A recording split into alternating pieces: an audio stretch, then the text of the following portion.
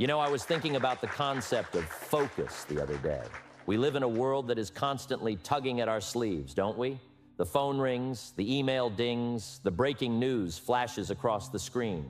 It's easy to drift. And let me tell you, drifting is a tragedy. Drifting never led anyone to the top of the mountain. Drifting only leads to the bottom. But here is the good news. Focus isn't a mystical talent reserved for the chosen few. It's a habit. It's a decision. It is the set of the sail.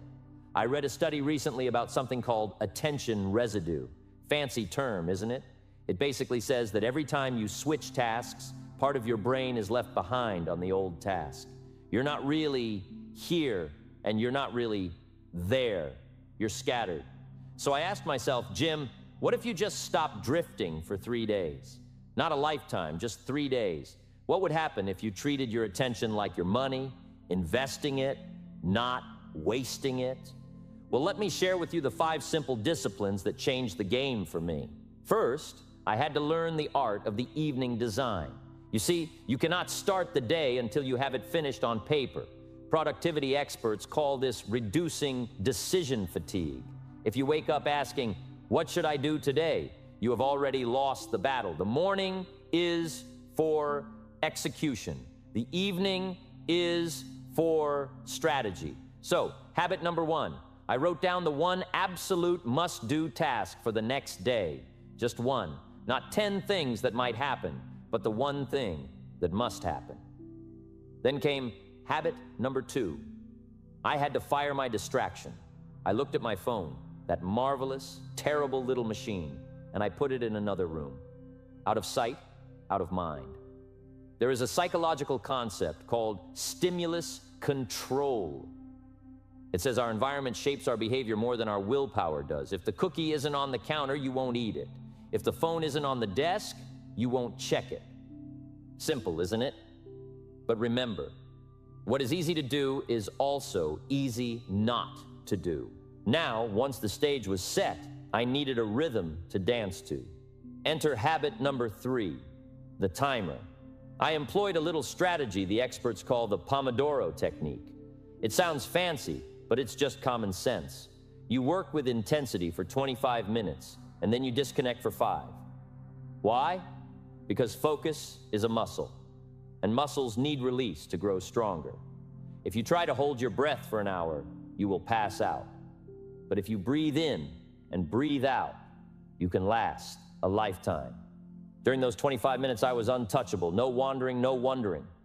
Then came habit number 4. I treated my energy like a bank account. I didn't wait until I was bankrupt to make a deposit. I took real breaks, no screens, just a short walk or a glass of water to reset the biological clock. Most people rest when they are broken. I learned to rest to prevent breaking. It turns out the secret to moving fast is knowing when to stand still. Finally, we arrive at habit number 5, the review. You see, experience isn't the best teacher. Evaluated experience is the best teacher. At the end of each of those 3 days, I took 10 minutes to look back. I asked, what worked? What distracted me? Where did I lose the thread? And we call this a feedback loop. If you don't look at the scoreboard, you don't know how to play the next quarter. You cannot improve what you do not measure. It is amazing what happens when you start paying attention to your attention. I found that my focus hadn't just improved. My anxiety had vanished. Why? Because anxiety often comes from the open loops, the unfinished business, the feeling of being overwhelmed. But when you plan, you execute, you rest, and you review, you close the loops. You find a sense of peace. And peace, my friends, is the fertile soil where focus grows best. So here is the challenge I have for you. 3 days, not a lifetime, just 72 hours. Can you commit to that? Can you pay the small price of discipline today so you don't have to pay the heavy bill of regret tomorrow? Because here is the truth. The marketplace pays for value, and value comes from deep, concentrated effort. It doesn't come from skimming the surface. It doesn't come from being busy. It comes from being effective. Don't let the electronic noise steal your future. You are the captain. You set the sail. Take these habits. Plan your night. Clear your space. Time your work. Rest your mind. And review your day. If you do this, you won't just find your focus. You might just find yourself. And let me tell you, that is a discovery worth making. Let's get to work.